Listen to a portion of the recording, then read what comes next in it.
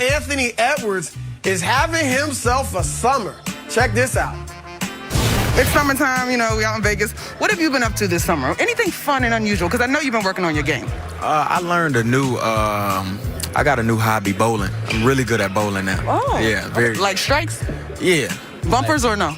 Man, come on, man. Like 200. I'm bowling 200 for sure. Okay, that's not what we talked about pre-interview. Tell me about Lake Minnetonka. Oh, yeah, man. You know, I got baptized in Lake Minnetonka.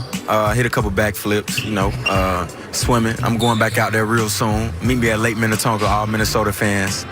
I'm going back out there. Jet skis, everything. We're going to have fun. Can you swim? Yeah, like Michael Phelps. Like Michael Phelps? Yeah. Oh, okay. Yeah. All right, guys, before this gets out of hand, that's Anthony Edwards. In case you didn't know, there's nothing he can't do. Yeah. Multi-talented, baby. See him back. We'll talk about that later. Let's start in the NBA. Talking Luka Doncic, because yesterday Luka and the Mavs agreed to a 5-year, $207 million Supermax rookie extension. Monster payday for the 22-year-old and potential future face of the league. Luka said, "Today is a dream come true. The game of basketball has given me so much and has taken me to so many amazing places. I am humbled and excited to remain in Dallas as part of the Mavericks and appreciate the support of my fans." So Chris, will Luka win a title with the Mavs? Absolutely, Joy. Look, I love Luka, and I know everybody's calling him Luka Legend now after Larry Bird. I feel like I'm the first one to say that. I don't know if that's true, but I feel like I was the first one to say he's a new age Larry Bird. Obviously, Bird won championships, so I think he does for a few reasons. One, as great as he is, and he's already a top 5 player in the league, he was first team All-NBA this year.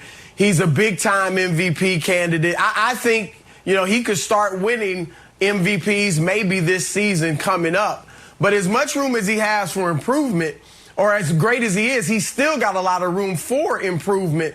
One is at the free throw line. And he's a 73% shooter for the regular season, which seems okay, but he's 60% in the playoffs, which obviously is bad, especially for a guy handling the ball as much as he does. Now, is that nerves? I don't know, but I think he'll improve in that, because when you look at his jump shot, you look at the form of his shot, it looks like he's smooth and should be a very good shooter. So he'll improve at the foul line and then at the three-point line. I actually think he's a much better three-point shooter than the numbers suggest. He's like 33% from three for his career, although 39% in the playoffs, which is a good sign. But I think he will only improve from the three-point line, which will make him that much more deadly. Obviously, you got an owner in Mark Cuban who will leave no, expense unpaid to try to build a championship team and build the top, state-of-the-art facilities in Dallas. And then thirdly, I think he stays in Dallas, at least for another contract after this. The international guys aren't like the American players where they grow up playing AAU ball. They grow up getting to know all the best players in the country, playing together at times and dreaming and talking about playing together in the future in the NBA. You look at Dirk Nowitzki, I get it, that was a while ago, but he stayed in Dallas his whole career. Giannis bucked the trend and stayed in Milwaukee for this latest contract extension. I think Luka will do the same. So I don't think he'll just win a championship or championships. I think he will actually win a championship, at least one, in Dallas, LeVar. I find it to be interesting, Mr. Broussard. I based a lot of my discussion points off of things that, well, I've heard you say. Ball dominant Luka Doncic. Interesting. You talked about Luka the entire time making your point, Chris Broussard. Think about that. You talked about Luka the entire time. You know, the only other player that you brought up in terms of Luka and this whole situation was Larry Bird or Giannis, right? Different teams, right? Different places. Larry Bird had Kevin McHale and a guy by the name of Robert Parrish, the legendary, Mr. Bird. Okay, well, what does Luka have? What does he have? He has All of those things that you just said. He has game. He's got a smooth game. It's comparable to the legend of Larry Bird, but he don't have the players that Larry Bird had. And to me, and he doesn't have the players that Giannis had as well. So to me, when I look at will he ever win a championship, I started asking myself, can the Dallas Mavericks attract good enough players? Because another thing that you made mention of in shows prior to this is that you have to have at least two superstars, 2-3, to be able to contend for a title these days in this current NBA.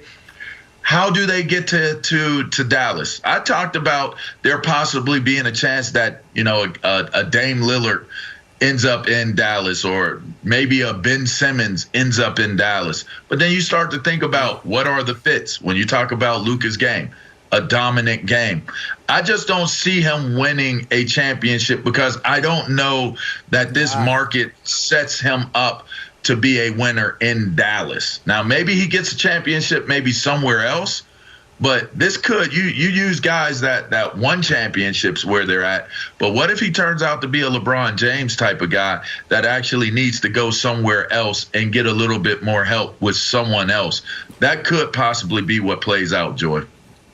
I don't know. I disagree with that. I think Giannis is a good example of how you can actually build, and the market doesn't necessarily matter if you have a well-run organization. Now, the Mavs have had some issues behind the scenes over the years, which they have made a great attempt to correct. They've brought in Jason Kidd and Nico Harrison, which I think was a great aggressive move by Mark Cuban. We all know Mark Cuban is an aggressive guy and is a very involved owner. But in this particular case, while I don't really like meddling owners, I think Mark Cuban is very aware that he needs to hire the right people and delegate, because he is a great business owner, and that's what you have to do to grow business the way that he does. So overall, I think that the Mavs fans and the Mavs organization should be really optimistic about their opportunity to win a championship. A lot's changing in the West as we speak. The dominant teams have injured players, older players moving around their rosters. So I think they're in a great position. I don't think that the market necessarily really matters. Now, obviously, you have to get free agents there, but you also have to be in a position to do that. You can also draft, you can also make trades. So if you're a well-run organization, you can put the pieces together and win a championship. I don't see why they can't. This is Luka's 4th year. Let's keep in mind, for a very long time, there were a lot of questions about Giannis's game, which he just put to rest in this finals. And he just won a championship in, his 8th, 9th year? So there's plenty of time here. Luka is a very young player. I don't think we need to start worrying about if he's going to go somewhere else. He just signed a Supermax extension to stay in Dallas. So the way that I look at this situation is this. They've locked up Luka for the foreseeable future. He is the face of this organization. He is the face they're going to build around. He's becoming a face of the league. He's a superstar. So let's take care of this situation. We've hired a new coach. We've hired a new president of operations in Nico Harrison. So we have all these things set in place. We don't have to worry about these things, at least for right now. These are our pillars. Now let's start, to your point, LeVar, building around him. Let's start making moves to put together a championship roster, because we know what Luka is. And he's a very young player, Chris, to your point. So there's a lot of things he's still going to develop in his game, but we know he's a superstar. Let's take care of him. Let's make sure he's happy, because while most international players aren't very mobile, the world changes very quickly around you. So there was some talk that Luka was unhappy, and there was some rumors about Zion and all that not too long ago. So they've taken care of that. He's got his money. They're in a great situation moving forward. Now the clock starts on the organization to start putting the pieces around him to build a championship roster. I'm glad LeVar went for my throat, all right, using my own words to go at me. LeVar, that was a feel-out round, all right? I'm ready for 12 rounds, all right? So I was a little jabbing, a little sticking and moving, all that. Now I'm ready to throw haymakers.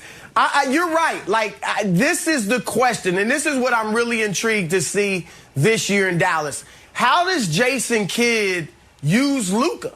Because he is ball dominant, and like LeBron early in his career, really most of LeBron's career, Luka is the system, right? We've already heard Kristaps Porzingis chirping about, I don't like playing with him and this and that. Well, it's because they have a system built around Luka where he does everything. We saw in the Olympics, that's how